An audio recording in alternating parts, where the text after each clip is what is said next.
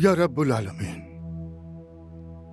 हमने इस बच्चे का नाम मीरान वल्द बारान के नाम से रखा है।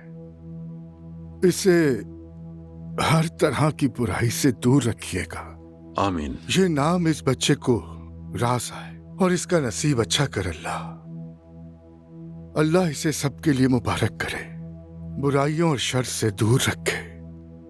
अल्लाह इसे सालिहीन में शामिल करे, वतन और मिल्लत के लिए नेक औलाद साबित हो और इसके माँ बाप को भी लंबी और सेहत वाली उम्र अता फरमाए।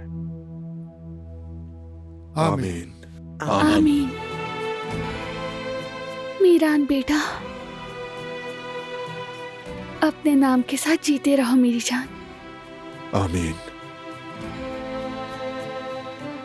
फिर से खुश आमदीद मेरे बेटे, तुम हम सब की